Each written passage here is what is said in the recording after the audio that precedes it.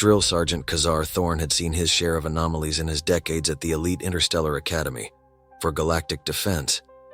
He'd trained amphibious ulcites who could phase through walls and plasma-resistant pyros with magma for blood. But when the new recruit manifest displayed three simple words, species, human, Earth, Ka'zarr's bioluminescent eyes narrowed. "Computer, confirm," he barked, crossing his forearms. "What is a human, and why have they been accepted?" The holographic display chirped. "Confirmed. Earth origin life forms, gravity-adjusted physiology, noted resilience, minimal interstellar experience." Ka'zarr muttered, "Minimal experience? Sounds like an administrative error." He motioned to Lieutenant Sparn, whose 6 eyes blinked in asynchronous irritation. "Bring me those humans." The triple suns of Centauri Prime bathed the Academy's parade grounds in harsh light. The gravitational field, kept at a crushing 2.3 standard for combat training, shimmered like a mirage. The air itself felt heavy enough to smother lesser beings. Yet, as Ka'zarr watched from the observation deck, 3 figures strolled out of the transport shuttle. No anti-gravity stabilizers, no exo-support frames, just unmodified organic limbs carrying gear with a disturbing casualness. "Are they laughing?" Lieutenant Sparn asked, her mandibles clicking in disbelief. "Hey Marcus, check out that triple sunrise," one of them shouted, hoisting a 50-kilo pack with one arm. Another, identified as Luna Rodriguez, stretched, groaning audibly before pulling a smaller recruit to their feet with a grin. Ka'zarr's scales flushed an anxious orange. Impossible. That recruit weighs at least 400 kilos in this gravity. The humans seemed entirely unaffected, moving with an ease that defied logic. Marcus leaned over to Kyle Chen and said, "This air's kinda thick, huh? Like hiking in Denver. Man, I miss Denver." Ka'zarr snapped his claws and turned toward Sparn.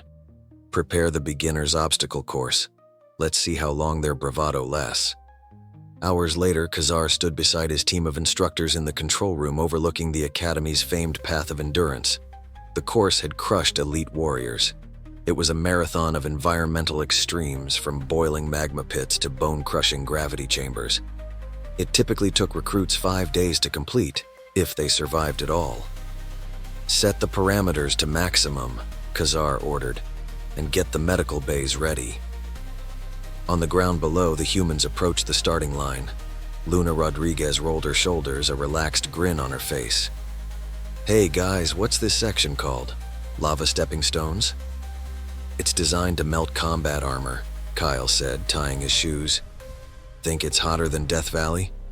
Marcus shrugged. "Probably not. Let's just get through it so we can hit the mess hall later." The control room filled with murmurs of disbelief. Instructor Jex, whose gelatinous body quivered when agitated, declared, "They'll never last. I'll wager 200 credits on a magma pool elimination." 500, another added. "The gravity chamber will crush their internal skeletons." But as the timer began, Luna took the lead, leaping onto superheated stones with practiced precision. Kyle followed, bouncing effortlessly. "Lava game," he shouted mid-jump, earning an echoing cheer from Marcus. Within minutes, they cleared the magma pits, barely breaking a sweat. "They're laughing," Sparn said, aghast. "Why are they laughing?" Ka'zarr's scales shifted to a worried blue as the humans approached the next section, the crushing depth simulation. He leaned forward, unable to stop himself from muttering, "What in the galaxy are these creatures? These greatest chaos agents." The crushing depth chamber loomed ahead, a massive structure built to simulate the overwhelming pressure of the deepest oceanic trenches. It was designed to test the stamina and endurance of even the most seasoned warriors, subjecting them to unimaginable forces that could snap bones and compress organs in seconds. Ka'zarr stood at the control panel, his antennae flicking nervously as he watched the human trio approach. The pressure would begin at a punishing 200 atmospheres, and every cadet who had passed through this chamber before had emerged gasping for breath, their bodies trembling with exhaustion. "Increase the pressure," Ka'zarr barked, his voice low. "Let's see how long they last." The control room hummed with activity as the pressure gauges climbed. "Ready, sir," Lieutenant Sparn confirmed, her voice strained with anticipation. Begin the simulation. On the field below, Luna, Marcus, and Kyle were already unfazed. They stood at the entrance of the chamber as if it were a casual stroll through a park. Luna cracked her neck with a smile. All right, let's get this over with. Ka'zarr watched with growing unease as Luna led the charge. The pressure hit them like a hammer, but the humans didn't flinch. They moved with the ease of experienced deep-sea divers, each step measured, each breath controlled. Marcus was even humming to himself, tapping a beat on his leg as if the chamber's crushing weight was nothing but a mild inconvenience. I feel like I'm walking in my grandma's pool, Kyle said, unfazed by the pressure. Except, a little heavier. You can't just walk through this, Sparn protested, her 6 eyes wide with disbelief. At these levels, they should be crushed, reduced to jelly. But the humans moved with an unsettling grace, as if they had all the time in the world. Luna effortlessly grabbed a nearby ledge, swung across it, and then climbed up the slick walls like a spider. This is fun, she shouted, her voice still full of energy. Ka'zarr clenched his mandibles in frustration, his heart pounding in disbelief. This isn't possible, we're dealing with Death Worlders. The humans cleared the entire chamber in less than 15 minutes, the record for the entire course held by an enhanced cybernetic meso-warrior at 7 hours. As they emerged, not a single one of them seemed affected, much less exhausted. We're done already? Marcus asked, looking around in confusion. That was it? This is supposed to be the hard part, right? Impossible, Ka'zarr muttered. Adjust the next test. Increase the gravitational pull. Give them something they can't breeze through. The next section of the course, the void jump, was known across the galaxy as one of the most unpredictable and dangerous tests ever created. Recruits would be forced to leap across gaps of pure void, with nothing but gravitonium fields and split-second precision to prevent them from falling into the infinite abyss of space. As the humans approached the launch pad for the void jump, the instructors felt an odd sense of dread. Okay, here we go, Luna said, adjusting the straps on her pack. I think we just need to time the jumps right, yeah? Ka'zarr's eyes narrowed. This is not a simple task. One mistake and you're gone. Marcus looked at Ka'zarr with a smirk. Sure. No pressure. The jump began. And the humans, well, they didn't just leap, they danced. Kyle, who had immediately grasped the laws of gravity manipulation, launched into a series of acrobatic flips, using the gravitonium fields like trampolines. His body twisted in midair, defying what was possible. Try not to throw up, guys, he yelled back as he bounced effortlessly between fields. Luna followed, her movements just as fluid and graceful. This is like zero-gravity parkour, she shouted, springing from one floating point to the next, her body twisting midair like an expert gymnast. Ka'zarr stood in stunned silence as he watched the humans treat the most dangerous part of the course like a playground. Even more unnerving, they were teaching the alien recruits around them how to do the same. A group of Iridians attempted to mimic Kyle's movements, only to plummet helplessly toward the ground before being caught in the safety net below. Are they teaching them? Lieutenant Sparn asked, her voice full of disbelief. This is impossible.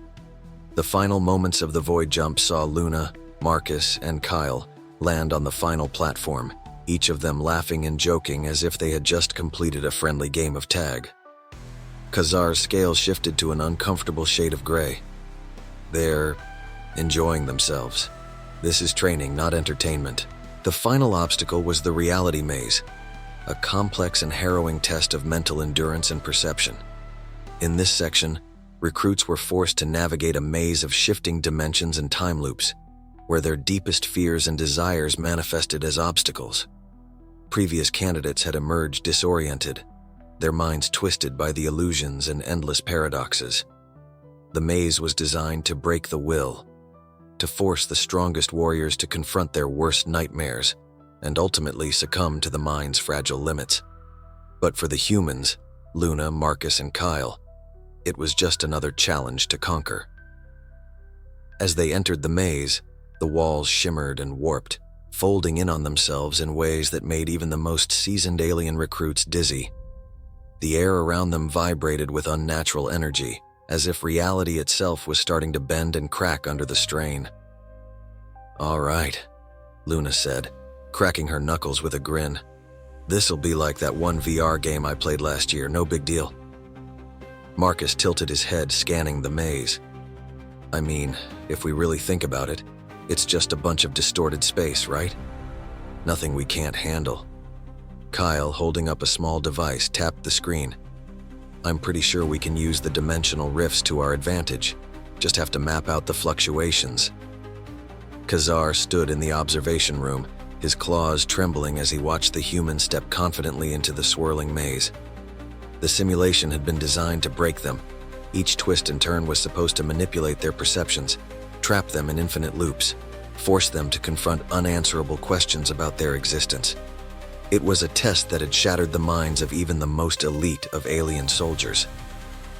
"Commander, are they?" Lieutenant Sparn started, her voice trailing off in disbelief. Ka'zarr didn't answer. He was too transfixed by what was unfolding on the screen. The humans weren't flailing or panicking. They weren't stumbling around, getting lost in the maze like every other recruit before them. They were laughing. Marcus, walking effortlessly through the maze, looked back at his comrades. "This place feels like a twisted funhouse. Hey, Luna, want a race?" Luna grinned and took off, easily maneuvering through the maze's optical distortions and reality-bending paths. She seemed to know exactly where to step, dodging invisible pitfalls and strange gravitational anomalies with the confidence of someone who had done this 100 times before. "Race? I'm just trying to get the lay of the land here," Kyle said, casually hopping over a rip in the fabric of time, landing on a floating platform. He paused, then waved to a floating Iridian who had gotten trapped in a time loop. "Hey, you might want to try moving a little faster if you want to get out of this." A moment later, the Iridian stumbled free, its crystalline form shaking. It blinked at Kyle in confusion but didn't offer a word. Kyle just grinned as if he had done something as simple as adjusting the dial on a washing machine. Back in the control room, Ka'zarr felt a chill run through his body. "They're treating this like a joke," he muttered, his voice full of disbelief. "They're not breaking, they're enjoying it." Sparn's voice echoed in the background. "Sir, the results from their physical and mental scans, they're off the charts. Their neural pathways, their ability to adapt to quantum shifts, they're not even breaking a sweat, Lieutenant," Ka'zarr interrupted, staring at the screen. His thoughts were spiraling into chaos. He had been prepared to watch them fail. He had been prepared to watch them succumb to the labyrinth of their own minds. But this was not failure. This was something else entirely.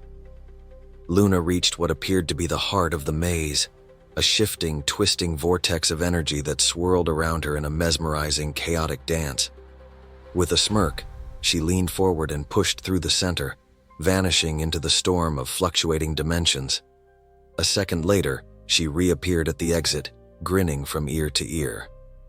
"Well, that was fun," she called, wiping her hands on her pants as if she had just taken a stroll through the park. "Done already?"